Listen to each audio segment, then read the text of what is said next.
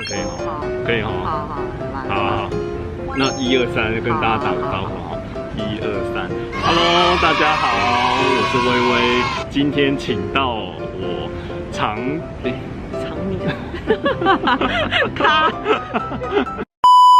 今天请到我常年不见的堂姐，然后我们现在人在哪？我们在台湾的台湾大学，台大。我跟你说，真的第一学府，第一学府，而且超漂亮。我前几天来啊，它这边中间还有一个湖，我们现在其实就在湖的旁边而已。等一下再带大家看看。然后今天的主题呢，就是要跟大家分享说，我堂姐呢上来台北工作了有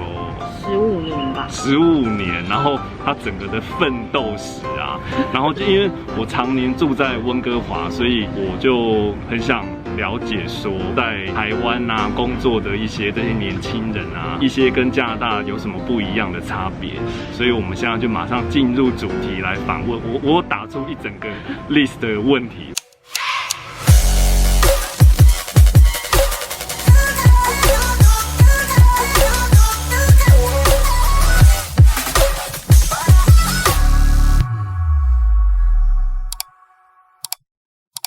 第一个问题是什么时候上来台北的？我大概是15年前，就是大学毕业的时候，我就上来台北工作，所以今年是我第15年在台北。第一份工作是什么？第一份工作是百货公司的网络行销。其实我一开始念的是 social network， 就是社会工作学习相关。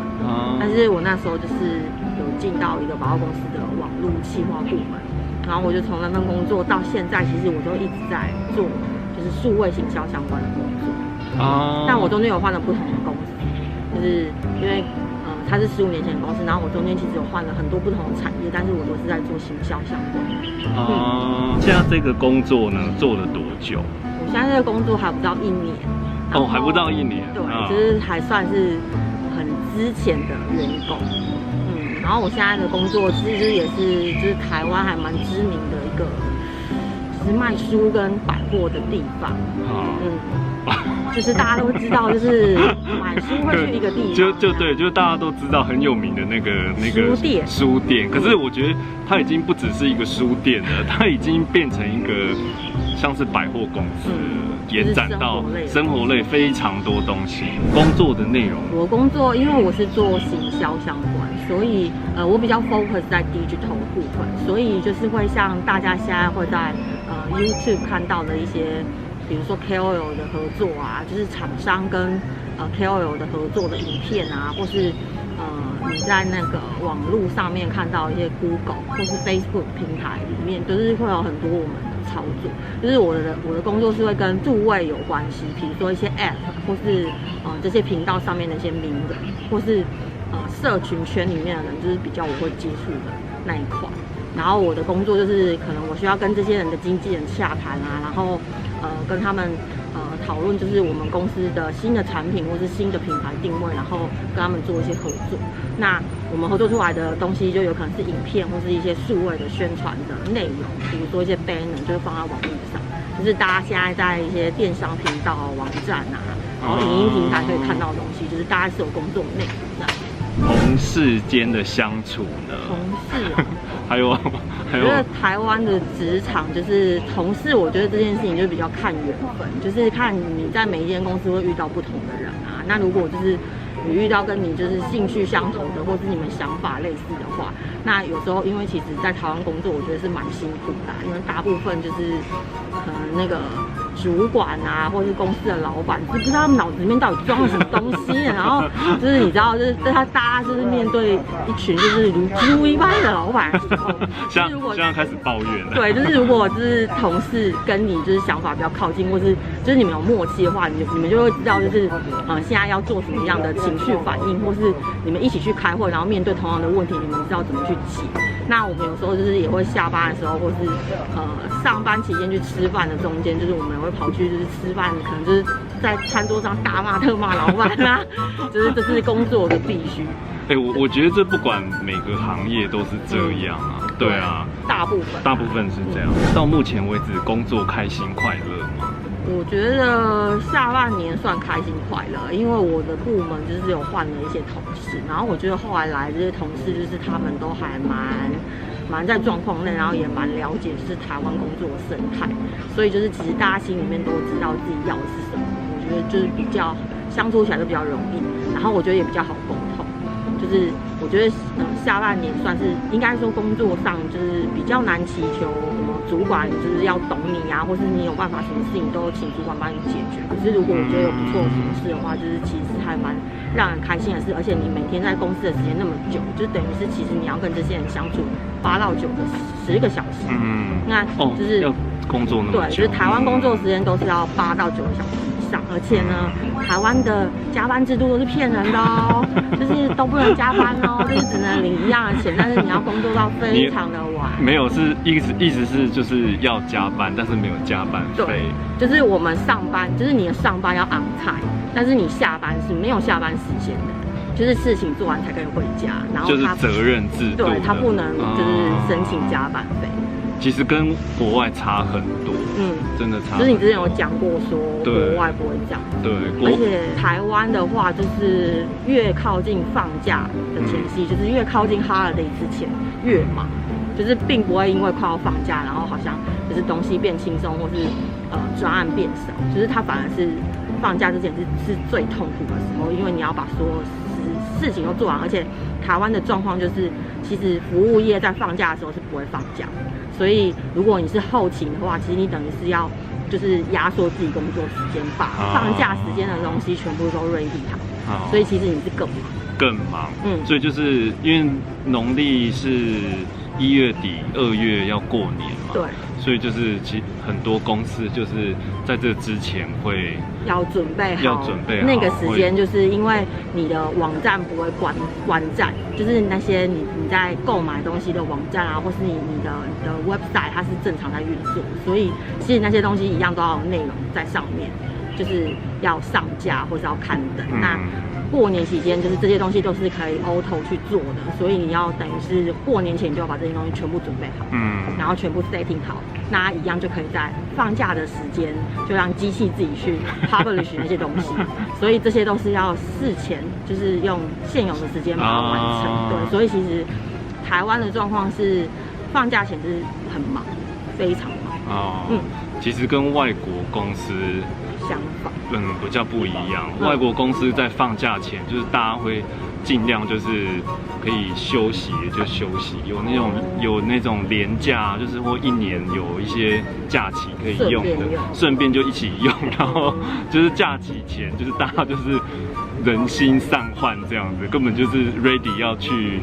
放假这样。而且台湾很怪，就是我们的那个制度是有年假，但是你永远看得到放不到，因为你放假的时候，就是老板会打电话给你，然后或是就是你的同事会跟你讲说，有什么很紧急的事情要你处理，然后所以就是台湾很奇怪的是，你在放假的时候，那个放假的人居然是要带着电脑。很夸张。对，你要去度假饭店，或是你可能正在外面，就要拿着你的手机，然后在那边上架 Facebook 的讯息，就是一件很好笑的事。可是那你老板会，比如说，下班时间会传 LINE 给你吗？会，或是同事间啊，会什么？因为像国外就是下班就是下班后，你的主管跟同事不太会跟你联络，除非就是比如说约出去什么吃饭啊什么的。可是基本上像外国的公司，就是尽量就是说工作就是工作，然后生活就是生活，就是蛮注重那个隐私跟权益。对，我觉得这条界限在台湾并不是太明显，就是反正老板急的时候，他就是随时想要叫你才会叫你，连半夜都会 call 你。我觉得我可以讲一个最近的例子，有一次就是 weekend， 然后我就回台南。然后呢，就是那时候我们家已经就是准备好晚餐，我们已经要吃饭，然后就我们家人在招呼我说，先来吃饭，就是其他事情等下做啊。然后就我老板就突然传一个讯息来说，可不可以把某个就是 YouTube 上面的影片下架？然后问题是，就当下就是大家都没有账号密码可以登录，然后就是有权限可以登录人，因为那个时候刚好就是公司换了同事，结果发现那个账号没有转移。然后我们全部人都登录不进那个那个平台去把那个影片删掉。然后就是我老板又急到不行，然后我们就想说到底发生什么事？为什么一定非得要在礼拜天的下午就是硬要做这件事？然后就我老板传了一个很可怕的讯息跟我讲说，因为这个就是我们之前专访过的。我们就吓死！这个不能讲，这个不能讲，不能。好，反正就是不能透露名字啊，不能。就是有类似这种，就是很光怪陆离的事情在假日发生。对，可是你真的怎么想也没想到说这怎么会这么巧？就是以前合作过的人，他就是居然。然后你要在假日的时候去解决这件事情，还要找到如何去登录那个账号。对，就是很麻烦。哦，我堂姐啊，之前有去澳洲，就是打工度假过，是打工度假1年吗？1年半。1年半，你觉得那边的工作跟台湾这边工作有什么最大的不一样吗？最大不一样，我觉得就有点像你刚刚说的，就是外国的国家，就是他比较尊重就是员工的权益，他并不会觉得就是你是公司的员工，所以我就有权利在你没有上班的时间，或是你的每个工作区段，我应该给你享有的福利，你都需要就是你是不能被剥削的。比如说，我之前在上班的地方，我是当那大卖场的 cashier，然后他们就是真的很老实，就不管现在忙或不忙，或是那个收银线有没有很多人在排队，他就是2个小时时间一到，他就会跟你说，请你去休息15分钟。对，就是 break time 这样子。然后对，就是如果你当下就是比如说你有觉得工作的时候身体不舒服或怎么样，他们是会真的立刻带你去医院看医生，然后或是这样子可以回家，对，或是给你一些就是保护措施，或是跟你说他会拿医药箱给你，就是这些东西要怎么处理。可是这件事情其实在台湾他不会理你，就算你可能已经上班上到流鼻血，他也不会管，他就说你等一下，那你等一下鼻血流完了，可以来把稿子写完吗？或是就是你今天就是眼睛结膜炎，就眼睛已经炸血，然后就跟老板说我要去看个医生，就我眼睛已经炸血，然后说那你可能正在看那个眼科医生的时候，他一直不停的赖你说，请问这个稿子什么时候要写给我之类的，就是他会剥削你。对，我觉得，因为我之前在温哥华有一间果汁店，也是当经理，然后正好那个果汁店的老板是台湾人，然后我印象深刻，就是有一次我发高烧，就烧到那种快昏倒那一种。然后我当时只有我一个人在店里，然后因为要关店嘛，然后我就打电话给那个老板，然后我就说，我发烧，那可不可以请他就是过来，然后帮忙就是关店，然后我可以先去医院。对。你知道那个老板就回我说，不行，就是要把店关了。真的就是奴性太重。真的，我觉得台湾人就是真的，就是大家都会戏称自己是社畜，就是社会的畜生，就是我们连真的我们就是台湾就是都每个人就是上班族都会叫自己叫社畜，就是你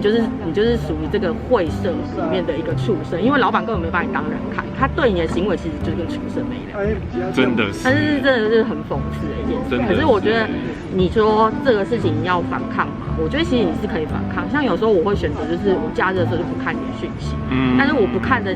下场就是我礼拜一去公司被骂更惨。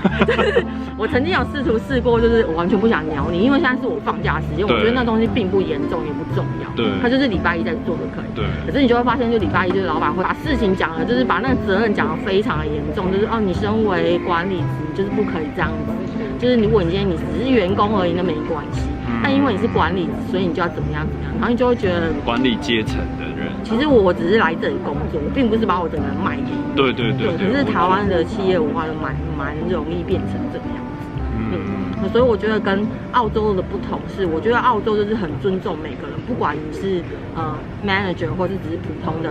一个员工，他们就是会很重视你。比如说你下班时间到了，然后你该休息的时间你就要去，然后你休息的时间他们是不能打扰你。再包含就是你什么时候想上班，那也是你的权益，而不会就是用一种就是好像你不来就怎么样，就是业绩就会不好啊，你不来就是同事就没人上班，就是会用各种压力去压迫你。可是这在国外来讲，就是它是很 free 的事情。然后我突然想到，就是我之前在澳洲的时候，因为我在不同的地方移动，所以我也在不同的地方工作。然后我那时候还有一次也很印象深刻，就是我好像某一天想要离开，就是 Alice Spring 去另外一个地方。然后我就跟我的雇主说，哎，我因为什么什么事情我想要离开，这样可以？我只到今天工作到今天就好，这样可以吗？然后那老板跟我就是超轻松的跟我讲说，你只要跟我说你只要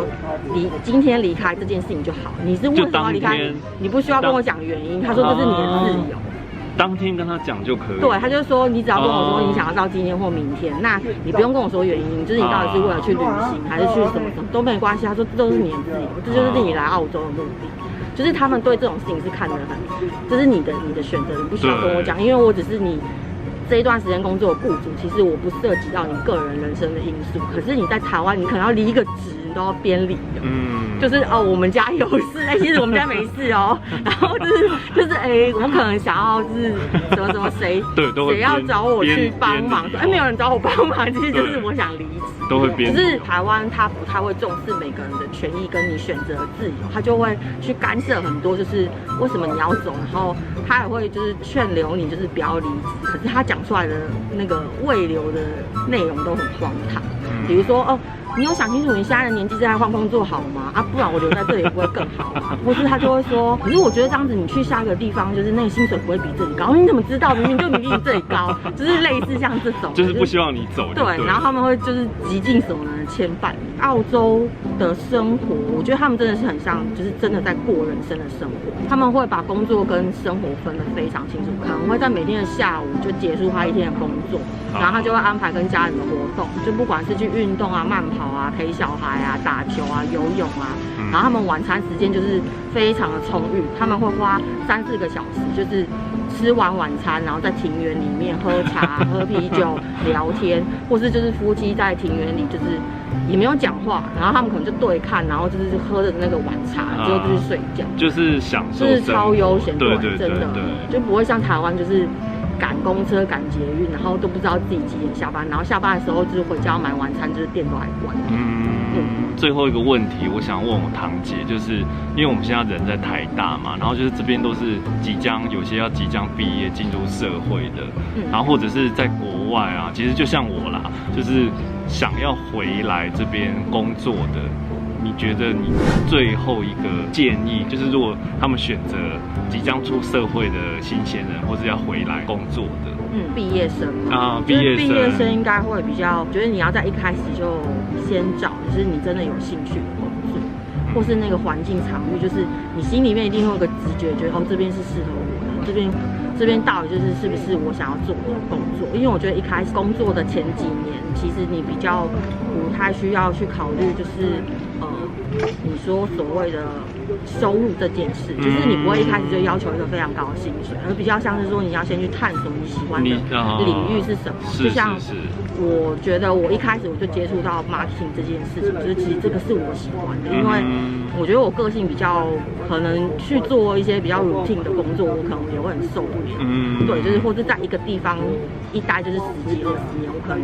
就是我觉得我个性是比较活泼那一种，所以我就比较适合变动的环境。对，然后再来是我觉得说要找到自己喜欢的点，是因为我觉得你在初期如果就可以找到喜欢的工作类型或是形态的话，其实你可以趁早就投资自己，然后稳健的发展，而不会就是到可能你30-40岁才开始考虑说我是不是要换一个行业。当然到时候你想换也可以，不是说都不行，只是我觉得比较不会有就是你已经做了10几年工作，然后你再回头说，其实我根本就不喜欢这个工作，可是你却在那边待了非常久。因为我觉得一个你不喜欢的工作，那如果那个地方的福利、同事、场域又不是那么开心，其实你做起来是很痛苦，你也会很快就想要换工作。那如果说是国外或者台湾的话，我觉得第一点应该说，可能要先克服，就是我觉得薪水这件事，因为其实台湾的薪水其实我觉得跟国外比是并不是很好，然后再来是台湾工时非常的长，就是我们工作时间是非常长。然后我们的假期制度也不是那么的弹性，所以如果说要比较薪水跟放假制度，其实说真的是国外是比较好的。但因为相对台湾就是我们物价也比较低，然后生活比较方便，对，所以如果你考量的是这些点，那可能你可以寻找一些，比如说台湾的外商的公司，或是你是接 case 的。东西，你是其实是可以做啊，对，就是你说自己是自雇人士，对，嗯，就是或是你可以找一些就是不同的窗口一起合作，就做一些就是开发新的事业或是新创的事业体，我觉得也是算是比较适合。就是可能你是带着一部电脑就可以工作的人，我觉得有可能你是可以在台湾工作，对，因为它就没有所谓国内国外的界限。但如果外国人要回台湾，要进到非常传统的企业，我觉得他们会蛮不能适应。对，因为传统企业他们的思维就是，他们就是把你当成你是一个 family， 你是一家人，你是属于他的，你是他的一部分。做到死就对了，你什么都要摊开让他看，然后你就是一辈子都要跟着他这样。虽然我也没有这样做，我都很快就走，但是就是我觉得新鲜人跟外国人是回来台，要出社会跟回来台湾是有差别，有差别。我们今天非常谢谢我堂姐。其实我回台湾之前，我就跟她说，我想拍一集在台北这种奋斗史，然后非常就是阿萨里就讲说 OK 啊，可以。然后殊不知我们在讲废话。我们今天还特别来到台大这边，多有学习气氛，这边讲这一些。那希望今天这个视频有帮助到你哦。如果喜欢这个视频的朋友，记得要点赞、分享、关注，还有开启小铃铛哦。那我们就下一个视频再见喽，拜拜。